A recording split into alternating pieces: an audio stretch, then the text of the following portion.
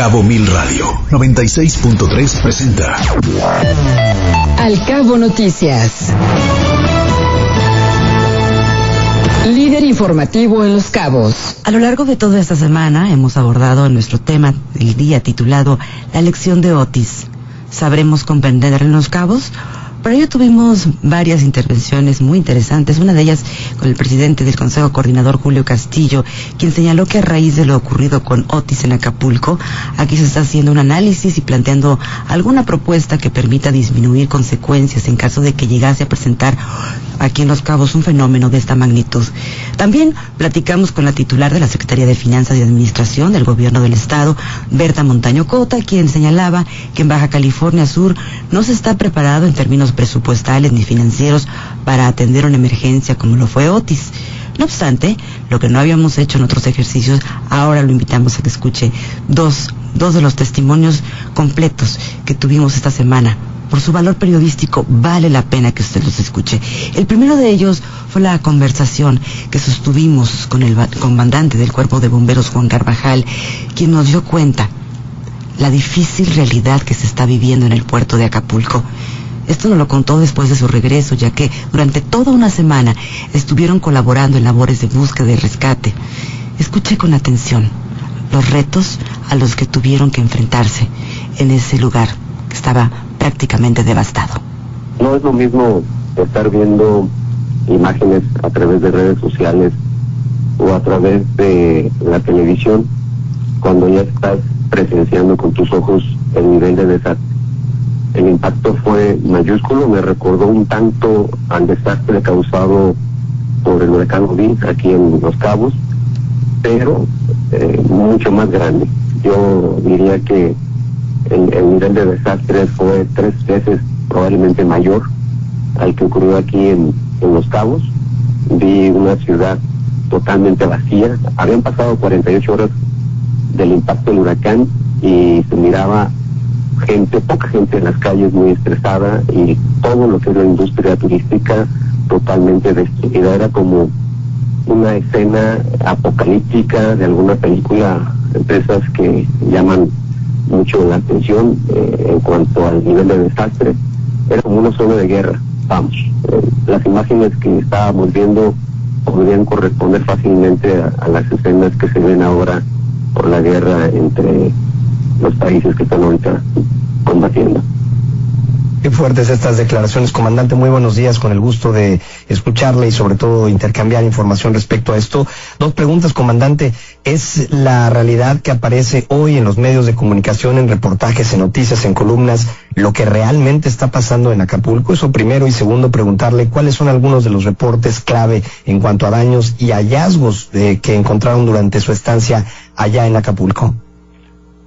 Son ciertos, la mayoría son ciertos. Hay algunas cantidades que se dan que aún distan mucho de ser la realidad, como por ejemplo el tema de las personas que reportan fallecidas. Se habla de 47 hasta el momento, tengo entendido, y aproximadamente unas 60 personas desaparecidas. La realidad es que al final los resultados van a ser mayores. Hay muchas cuestiones que van a hacer que estos números cambien. ¿Qué vimos? Pues vimos todos los hoteles destruidos o bastante dañados, los 330 y tantos hoteles que tiene Acapulco, todos tenían daños bastante considerables. La industria restaurantera totalmente destruida, las tiendas departamentales, las megaplazas totalmente destruidas. Era increíble no ver algún negocio intacto. Algo curioso que sí nos tocó ver fue que 3 negocios o 3 lugares quedaron casi intactos ante el impacto del huracán Otis. Uno fue una librería que se salvó e inclusive no fue rapiñada. El segundo fue un gimnasio totalmente protegido con vidrio. Era increíble que todo lo demás estaba destruido menos el gimnasio. Y un grupo religioso en una palapa que tampoco fue tocado. Fueron los tres inmuebles que vimos intactos ante el paso del huracán. Lo demás estaba totalmente destruido. En las colonias, no se diga, era imposible manejar. Hoy todavía lo es. Acapulco es muy, muy grande y hay árboles de gran diámetro, de gran tamaño, atravesados en la vía pública. Hay postes caídos. A la Comisión Federal de Electricidad la vimos trabajar sin parar, un reconocimiento para ellos. Y el cuerpo de bomberos de Acapulco, pues igual, desgastado, trabajando todo las 24 horas, más la suma de una veintena de cuerpos de bomberos y de emergencia y de protección civil que se acercaron ahí a la estación de bomberos para trabajar en el sistema de mando, que hicieron labores en diferentes sectores. Comandante, sin lugar a dudas, pues una experiencia para ustedes que los dejará pues marcados, ¿no? Con una huella impresionante. Recorrieron ustedes las colonias también. ¿Cuál es el sentir de la gente? Nos decía ahorita que los veían muy estresados, pero ¿qué les comentaban ustedes? Me imagino que el rostro de la desesperación, y también a qué retos se enfrentaron, como llegando allá y viendo toda esta destrucción. ¿Qué reto representó para ustedes en lo personal, comandante? Un tanto la inseguridad del lugar, y se entiende por el estrés que está viviendo la gente de Acapulco. Nosotros íbamos como parte de un grupo de rescate de Guanajuato en primera instancia, y trabajamos en un club de yates cerca de la Marina, lo que es la Marina y el club de yates, donde estuvimos trabajando. Ahí no fue tanto el riesgo porque había seguridad. Ahí en ese lugar presenció por lo menos unos 400 yates y barcos hundidos en el club, y en la Marina hay un desastre total. Posteriormente, cuando subimos a las colonias, pues el reclamo eran dos. Primero, la petición de ayuda. Había gente a encontrarnos, a pedirnos que liberáramos el frente de sus casas porque o bien se les había caído alguna estructura metálica encima, o tenían un árbol encima de la casa, y de alguna u otra manera pues participamos en más de 20 servicios de esta naturaleza. Lo más grave y peligroso que nos tocó pues fue pisar la tierra que conocen como la zona roja, donde el control pues básicamente no lo tiene el gobierno, lo tienen la delincuencia organizada. Es una colonia alejada del centro de Acapulco, donde pasa un río, y había el reporte de personas que había arrastrado la corriente, y obviamente en lugares donde olía a putrefacción. En esta misión pues nos acompañó un grupo de rescate con binomios caninos, y nosotros como respaldo tuvimos que llegar a esta colonia escoltados por un personaje ahí de la misma gente de ellos, para que nos respetaran. Pero en cuanto cruzábamos ese pueblo, pues inmediatamente los reclamos airados de la gente, porque miraban a los cuerpos de emergencia y inmediatamente los ligaban con gobierno, y algunas personas agradecían nuestra presencia y otras el reclamo airado de que no ha llegado la comida, no tenemos agua, ¿qué les pasa? Insultos, algunos insultos, malestar en contra básicamente del gobierno. Nosotros lo que tenemos que decir pues que éramos voluntarios y que éramos ajenos al gobierno, para tratar de calmar el enojo de la gente y que nos dejaran trabajar en la búsqueda de los cuerpos. Fue la situación más estresante, y sobre todo cuando vimos que había hombres armados con armas de alto poder sobre las azoteas, pues vigilando todos nuestros movimientos. Esa fue la parte más dramática y estresante que tuvimos. Al final terminamos la misión de búsqueda de cuerpos en el río, cruzamos el río caminando con los perros, se detectaron algunos lugares donde probablemente hay personas enterradas, pero eso se va a requerir maquinaria, y terminamos saliendo de esa misión sanos y salvos, un poquito estresados, pero todo bien. Comandante, fuertísimas las declaraciones de lo vivido en torno a esto, y a propósito también de lo que menciona de el olor que se respira también en Acapulco por muchos de los cuerpos que no han sido rescatados. Se dio cuenta también en diferentes medios de algunos cadáveres que estaban en zonas de Acapulco, que estaban visibles, pero que no había llegado aún la ayuda. En ese sentido, comandante, y a propósito también de lo que mencionan expertos sobre una posible crisis sanitaria por venir, en la medida en la que no se ha recogido ni tampoco los desechos sólidos, ni atendido seguramente muchos cuerpos que aún esperan ser recogidos. ¿Qué percepción tiene de lo vivido en Acapulco, y qué tanto podría esto convertirse en una crisis sanitaria importante para la gente que aún se encuentra ahí? Es probable que aparezca alguna epidemia, algún problema de salud pública, porque hay toneladas y toneladas que invaden las vías públicas de Acapulco, principalmente en las colonias.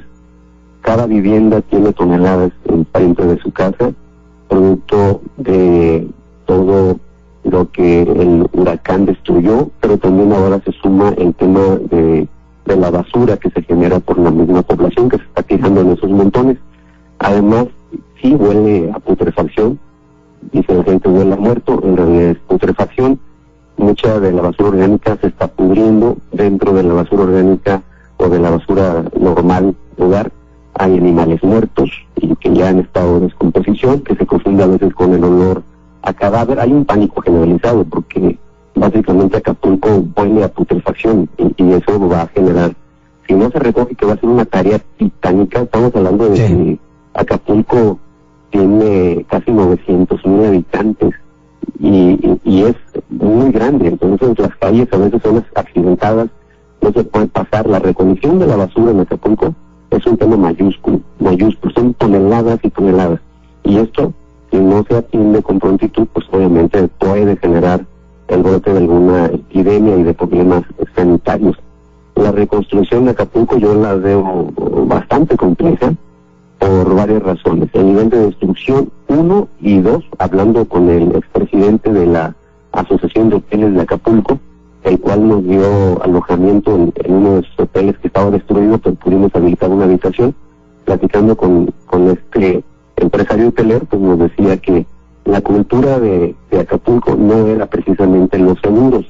Es decir, que él calculaba que por lo menos el 60% de los establecimientos en Acapulco no contaban con seguros, lo que va a hacer más difícil la recuperación económica. Este es un tema que definitivamente va a ocupar años, como bien dicen los expertos, para que este destino turístico se recupere, y los problemas, desde mi punto de vista, apenas comienzan, porque no hay mercados abiertos para abastecimiento de comida. Todas las cadenas de supermercados no solamente fueron rapiñadas, sino que están destruidas. Entonces, tienen primero que reconstruirse para después abastecer. No va a haber trabajo, por lo menos en la industria turística, porque no creo que los turistas se quieran aventurar a visitar Acapulco en estos momentos. No hay manera de atenderlos. Y la gente que vive del turismo, los que viven de las propinas, pues no van a tener opción para sobrevivir. Igualmente en la parte de la industria pesquera, de la industria turística, de la pesca deportiva, pues igual está totalmente destruido. Entonces, lo que considero que va a pasar es una necesidad de alimentar a esos cientos de miles de personas que no tienen una fuente de ingresos. Muchas veces pensamos que con mandar una despensa ya los ayudamos, pero yo creo que el problema es mayúsculo. Se trata de alimentar a casi 900,000 personas, de darles 3 comidas al día o buscar algún mecanismo de ayuda para que se genere un empleo temporal y puedan empezar a obtener ingresos. No sé cuáles son las estrategias que tenga el gobierno, pero es un reto mayúsculo sacar adelante este destino turístico. Escuchando con atención todas sus narrativas, sus crónicas vivenciales ante la devastación del paso de Otis allá en Acapulco, comandante, ¿esta lección de Otis sabremos comprenderla aquí en Los Cabos? Quisiera ser más optimista, estimada Bárbara, pero no. Yo creo que ni siquiera hemos aprendido al 100% las lecciones que nos dio Bill, y lamentablemente hay una amenaza todos los años que vamos a tener quienes tenemos una vivienda cerca del Pacífico. Nosotros, en especial Baja California Sur, municipio de Los Cabos, estamos en ese corredor de huracanes que se activa en los meses de mayo a noviembre. Pues la amenaza la tenemos, y así como le tocó a Acapulco ahora enfrentar un categoría 5, pues cabe la posibilidad de que en un futuro, toco madera, pero podamos tener también el impacto de un huracán de ese tamaño, en virtud de lo que están diciendo los expertos meteorólogos, que es atípico el comportamiento de este huracán Otis, que en unas cuantas horas pasó de ser tormenta tropical a ser un huracán categoría 5, hasta ahorita el más poderoso, de acuerdo a los informes de los expertos. Comandante, y sobre esta misma línea que le pregunta mi compañera Ana Bárbara, y sobre todo viendo de manera muy realista la respuesta lenta, tardía, descoordinada del gobierno en todo Acapulco, y que seguramente a su regreso tampoco vieron esta serie de acciones que se requieren urgentemente, como usted lo dice, para atender este mayúsculo problema, esta situación trascendental en la historia además del país. ¿En qué tendríamos que trabajar los cabeños como sociedad frente a esta situación en la que seguramente si el día de mañana se presenta un huracán de esta categoría y nos tocara vivir una situación similar, no contaríamos realmente con un apoyo coordinado, eficiente por parte del gobierno? ¿En qué tendríamos que estar trabajando como sociedad organizada? Fíjate que haciendo un estudio comparativo de lo que tenemos aquí en Los Cabos y lo que tenía Acapulco, y esto dicho por palabras del expresidente de la Asociación de Hoteles, el señor Jorge, él nos decía, platicábamos ciertas características que compartíamos como destinos turísticos, y él se quedó sorprendido de lo que yo le comenté. Los Cabos no estamos tan mal, por lo menos en cuanto a organización y cultura de la protección civil. Vamos adelante. Hay una buena organización por parte del sector empresarial, el sector hotelero, cosa que no tenían en Acapulco. En Acapulco estaban totalmente desvinculados. Una división y falta de coordinación, que esa fue una vulnerabilidad que causó precisamente que el desastre fuera mayúsculo. No había un medio de comunicación, no había una penetración como se tiene aquí. Aquí en Los Cabos trabajamos mucho temas de cursos, de protección civil, de huracanes, con los hoteles, se les exigen los simulacros, etcétera. En Acapulco, al parecer, no era tan fuerte ese tipo de cultura. Entonces, no estamos tan mal. Yo creo que podemos mejorar, porque insisto, esa amenaza la tenemos. Yo creo que el principal problema que tenemos como país es que la protección civil se politiza. Ese es el mayor desastre. Se politiza, y politizar una actividad tan técnica, la protección civil hoy por hoy es una carrera técnica científica donde ya existen ingenierías, licenciaturas, maestrías, doctorados, y politizar ese tipo de actividad pues lleva al traste a la buena respuesta. Tratar de ganar protagonismo para poder responder a la emergencia, aún sin conocer realmente la zona, las necesidades, la cultura de la población, pues se retrasa este apoyo y genera estrategias no eficientes, lo que agravan más la situación. Comandante, y a su regreso, ¿con qué lección se quedan? Usted como líder de esta corporación, de esta benemérita institución, y de los muchachos que lo acompañaron, ¿qué lección les deja haber estado en estas labores intensas de búsqueda, rescate, de rehabilitación que realizaron por aquel puerto? Pues regresaron los muchachos que fueron, regresaron más maduros, quedaron con un estrés, pero un estrés que se puede capitalizar en aprendizaje. Entendieron cuál es la posible afectación de un huracán con esta fuerza. Creo que fue un gran aprendizaje para ellos. Hoy por hoy la gente que participó, los buzos que hicieron una labor extraordinaria, Freddy Márquez y Fernando Alarcón, que estuvieron buceando, que estuvieron buscando cuerpos en el mar, vienen con otra mentalidad. Todos los que participaron definitivamente fue un proceso de aprendizaje y de madurez que siento yo es un activo ahora para nuestro cuerpo de bomberos. Es gente que ya se dio cuenta qué es lo que se tiene que hacer y cómo se tiene que hacer, y obviamente hay el interés de seguir aprendiendo.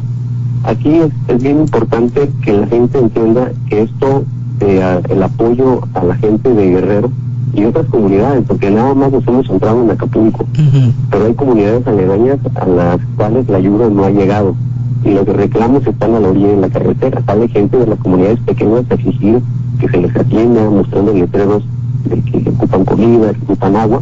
Pues la emergencia es muy grande, así es que yo creo que la ayuda tal vez va a tardar en llegarles, y como consecuencia de esto, lo que alcanzamos a ver es un éxodo de personas. Chilpancingo estaba totalmente abarrotado de gente de Acapulco que se había movido en primera instancia a Chilpancingo, pero también vimos que están emigrando hacia otros estados de la República. Lo que no nos debe de causar que obviamente la comunidad guerrerense aquí puede aumentar en los próximos meses. Pero, comandante, y también fueron un enlace importante ustedes por allá, de ahorita que dice que aquí hay una comunidad muy grande de Guerrero, y también hubo familiares de aquí que les pidieron localizar allá a algunos de los integrantes de su familia, ¿no? Fueron este enlace importante. Sí, recibimos varias peticiones de gente que tiene familiares allá que no tenían contacto con ellos, inclusive un caso un tanto dramático de una señora que había sido recién operada y su casa quedó destruida, no había hospitales, la herida de la operación se abrió, se estaba infectando, y por ahí hubo una petición directamente al compañero Gerardo para que se agotara. Se le consiguió una ambulancia de los grupos voluntarios que estaban participando, y afortunadamente se logró dar con el domicilio y se atendió esa lesión que ya se estaba complicando a la señora. Además de que se localizó pues a gente que no tenía contacto con sus familiares, y ya el hecho de poderle decir están bien, no hay teléfono, perdieron su teléfono, les mandan saludos y mandarles una fotografía, pues calmaba la ansiedad de la gente aquí en los Estados. Por supuesto, comandante, si antes los admiraba, ahora los admiro mucho más. De verdad, por toda esta labor que han realizado allá en ayuda de nuestros hermanos guerrerenses. ¿Continuarán los centros de acopio abiertos en el Centro de Bomberos de Cabo San Lucas? Yo soy de la opinión de que sí, Ana Bárbara, porque yo vuelvo a insistir, dar un plato de comida no es suficiente en estos momentos. Yo sé que no es nuestra responsabilidad directa, pero como seres humanos sí debemos ser solidarios. ¿Cuál es la razón? El día de mañana podemos estar igual. Nos tocó ya el COVID, nos tocó la pandemia, y vimos la necesidad alimentaria que se gesta después de un desastre.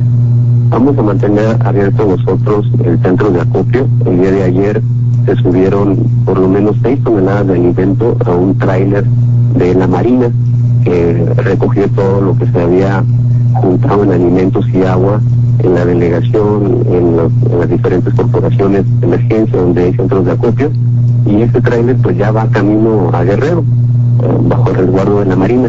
Pero hay otro tráiler que se está llenando, está ubicado ahí en la colonia Lagunitas, es una caja de tráiler que sale probablemente el día 14 de noviembre para allá, con agua, con alimentos.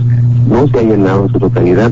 Yo sí pediría a la gente que siguiéramos apoyando a la gente de Guerrero, que donaran, ahora sí que lo que quieran, artículos de limpieza, artículos de uso personal, comida, agua, para llenar ese tráiler y que también se vaya para allá, para Guerrero. De hecho, te comento que tuvimos, bueno, los muchachos utilizaron un puente aéreo ya cuando venimos de regreso de Acapulco a la Ciudad de México. Tuvieron la suerte de que un avión de carga les diera un raite y conocieron al dueño del avión. Qué maravilla, sí. Que este señor, la verdad, un ángel, acababa de comprar su avión de carga, llevaba 10 viajes de ayuda humanitaria hacia Acapulco, es decir, había movido 500 toneladas de alimento, y puso a disposición el avión. Dijo, si los cabos me llenan el avión con 50 toneladas, yo mando el avión y que se vaya directamente a Acapulco. Pues 50 toneladas pues pudieran parecer muchas, pero si despertáramos el interés de todos los cabos, yo creo que sí llenamos ese avión. Esa oferta ahí está, tenemos el contacto del propietario del avión, que es una persona muy, muy noble, muy caritativa, y está muy comprometido con la ayuda humanitaria en estos momentos. Pero por lo pronto, yo diría a seguir apoyando los centros de acopio, seguir llenando ese tráiler que está ahí en la colonia Lagunitas. Y hay otro proyecto que hoy vamos a estar platicando con un grupo de chefs que pretenden moverse hacia Acapulco para cocinar a la gente más necesitada. Ya estamos viendo la logística. Hoy por la tarde tenemos una reunión con este grupo de chefs. Ya un buen ciudadano nos donó por ahí una estufa industrial para cocinar comida a granel, y se está organizando este proyecto de beneficio también a la gente de Guerrero. Así es que probablemente estaremos regresando porque pues conocemos el terreno y ya estamos enlazando a la gente correcta para que los chefs puedan hacer esta labor y seguir apoyando a la gente de Guerrero. Y los Cabos siempre hemos sido una comunidad muy unida, comandante. Ya va en nuestro momento de apoyar. Así como en su momento nos apoyaron nuestros hermanos acapulqueños guerrerenses cuando sucedió lo de Odil. Llegó mucha ayuda desde allá. Así es, definitivamente, y tenemos que responder a esa solidaridad que nos dio la gente de Guerrero. hoy por hoy necesitamos hacerlo, no nos cuesta nada, digo, cualquiera puede donar 1 kilo de azúcar, 1 kilo de frijol, 1 kilo de arroz o comida enlatada principalmente, para que la gente tenga la opción de tener algo que llevarse a la boca en estos momentos allá. Yo insisto, no quiero ser dramático, pero lo que vi sí va a costar mucho trabajo levantarla por las razones que he dicho, y obviamente estamos hablando de una cultura un tanto diferente a lo que tenemos aquí en Los Cabos, que va a ser un poquito más difícil su recuperación. Los Cabos, de alguna manera, como tú bien dices, estamos unidos, participamos, salen las organizaciones a apoyar, salen las organizaciones a limpiar, cosa que allá en Acapulco pues no tienen un tanto de desconexión entre los sectores sociales, y esto está haciendo más difícil que se recupere el destino. La preocupación sobre la falta de preparación financiera y la utilización política de los recursos ante desastres naturales, como vimos también antier en la Cámara de Diputados, cobra relevancia cuando vemos la falta de atención a Acapulco por el paso de Otis. Una preocupación que no existiría de permanecer activos los fideicomisos que garantizaban el uso etiquetado de los recursos. Para entender esta importante figura del fideicomiso y la protección de los recursos del Fondo de Desastres, también platicamos con el economista y director del Programa de Desarrollo Social con Equidad del Centro de Estudios Espinosa Iglesias, Rodolfo de la Torre, y esto fue lo que nos dijo en entrevista. Esta es una situación en la cual se está contribuyendo al agravamiento de la catástrofe que sufrió Acapulco. Ya de por sí la destrucción que hubo y la pérdida de vidas humanas pues es extraordinaria. Habría que mencionar que pues al conteo del día de hoy, más lo que desafortunadamente se acumule con el tiempo, pues prácticamente duplicamos el número de muertes que hubo el año pasado por todo tipo de desastres relacionados con tormentas y huracanes. Además, como ya se mencionaba, pues tenemos una serie de pérdidas económicas que están entre los 250 y los 300 mil millones de pesos. Pero quizás lo más grave es que Acapulco pierde prácticamente lo que se avanzaba en 7 años en las dimensiones de salud, de educación y de ingreso. Y en el caso del ingreso, pues una estimación conservadora es que podría aumentar la pobreza en casi 7 puntos porcentuales, me refiero a la pobreza extrema. Así es que no contar con los recursos suficientes para atender esta situación, pues verdaderamente agrava el desastre.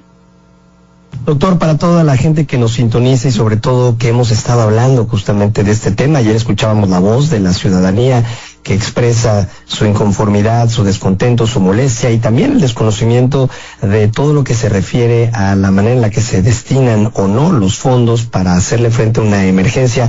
¿Qué implicaciones tiene la desaparición como tal de este fideicomiso, de estos recursos dedicados específicamente y que vienen protegidos justamente para atender a una comunidad frente a un desastre y que hoy es una condición diferente? ¿Eso qué implicaciones tiene en este caso para un destino como Los Cabos?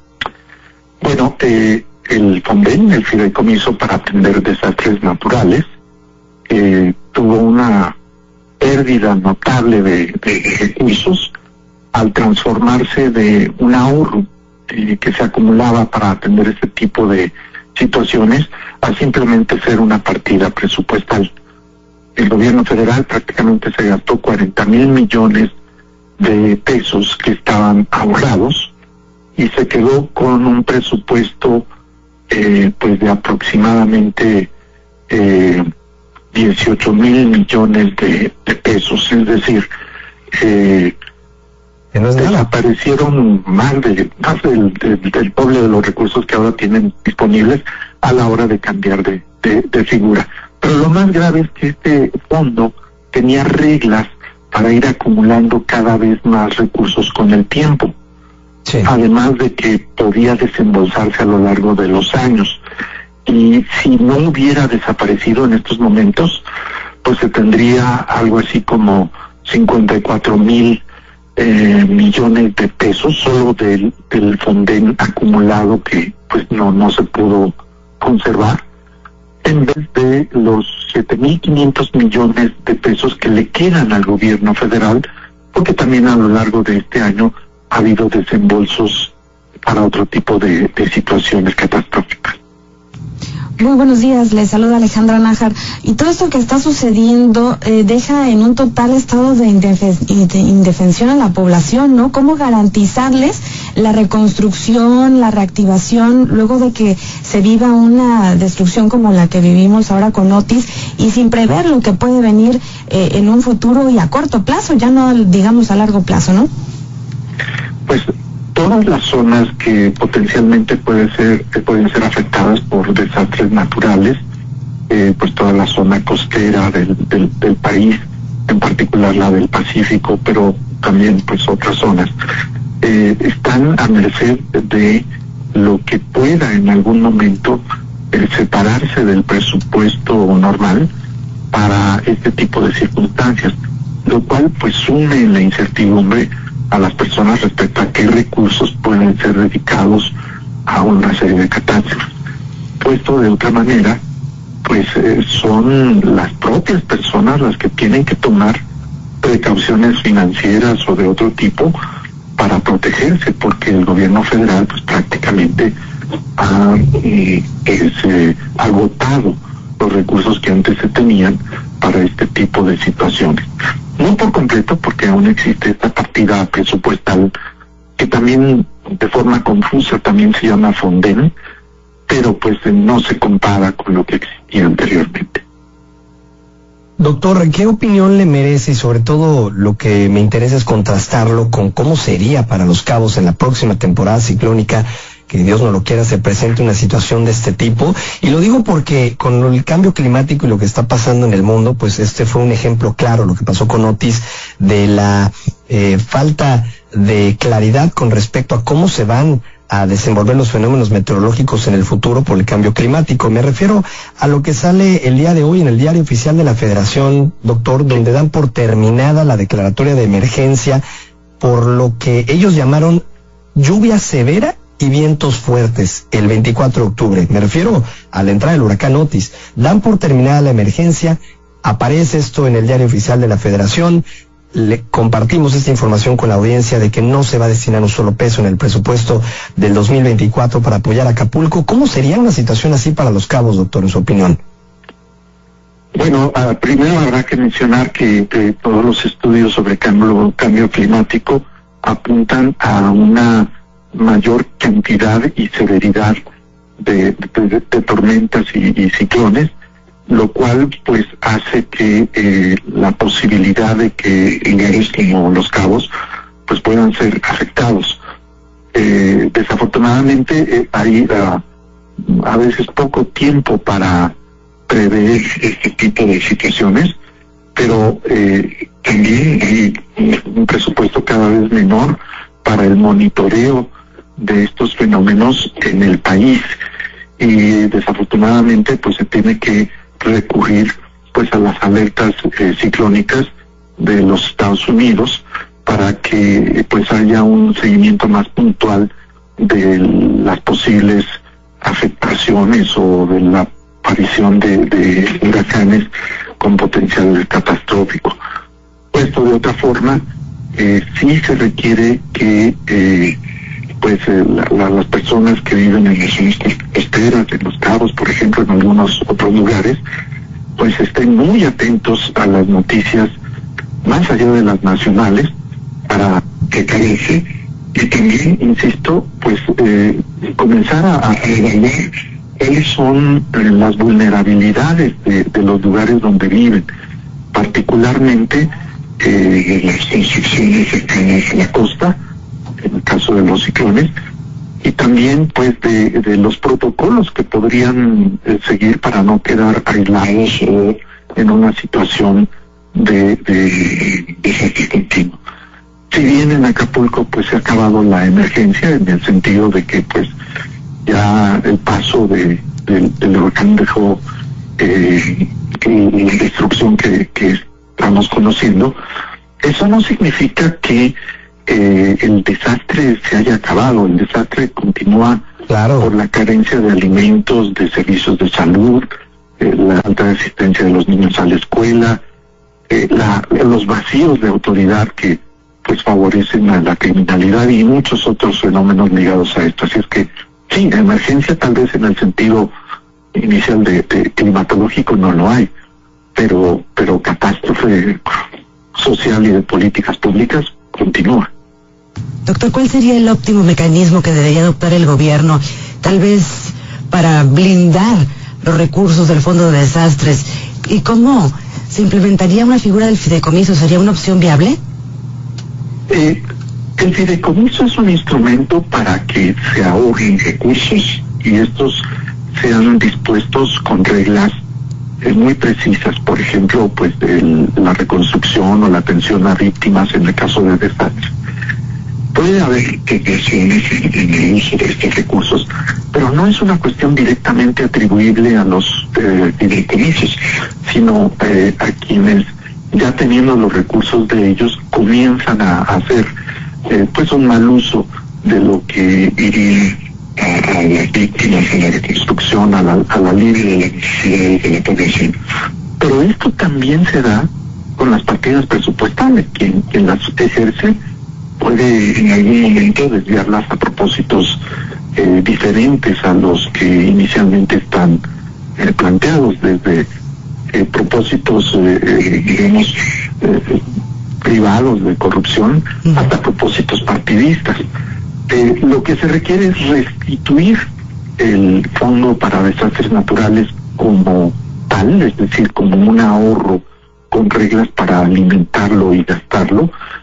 Y si se considera que hay un problema de su uso, pues redoblar la vigilancia de estos fondos, auditarlo con más frecuencia, poner candados para disposición de estos recursos, una justificación mucho más estricta de su uso, pero es un error haberlo desaparecido.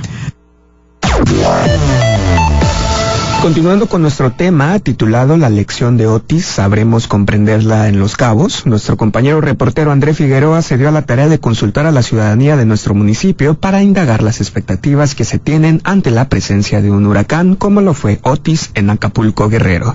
La primera entrevistada comentó que se siente segura aquí en Los Cabos, sin embargo, comenta que muchas veces la gente no pone atención a las indicaciones ante la presencia de estos eventos meteorológicos. Yo, en mi punto de vista, yo creo que sí. El problema es la ciudadanía, que pueden existir miles de alertas y muchas veces lo tomamos a la ligera, porque está el ejemplo del Odil. Nos avisaban y nos decían, viene. Entonces nosotros, te estoy sincera porque mi familia es pescadora, veían el sol y decían, no pasa nada. Entonces cuando se nos vino fue cuando todos, no, y a correr a sacar pangas y cuanta cosa. Ahora, alguien expresa sentirse insegura ante la llegada de un huracán debido a los cortes de luz y la mala pavimentación tanto en calles como en carretera. No, yo digo que no, porque en realidad como se nos va la luz y luego las calles ni siquiera están como que preparadas para, por ejemplo, desde, no sé, si llega un huracán ya a un nivel alto, pues no habría, por ejemplo, las personas que viven en la calle, no sé, siento que no llegarían no tanta información para saber que hay albergues y obviamente pues supongo yo que se quedan en la calle y no hay como tal pues una seguridad en la calle, o sea que se puedan, no sé. Por último, un ciudadano afirma no sentirse seguro debido a las secuelas dejadas por el pasado huracán Odil que arreció contra Los Cabos el pasado septiembre de 2014. Personalmente diría que no, ya que viendo cómo hace unos años con el Odil, que deberíamos estar, pero que desgraciadamente no estamos aún. Estas fueron las voces de hoy. Nos encantaría que el lunes pudiera ser la de usted. Recuerde que se puede poner en contacto con nosotros a través de nuestro WhatsApp. Anota y guarda este número en tu WhatsApp.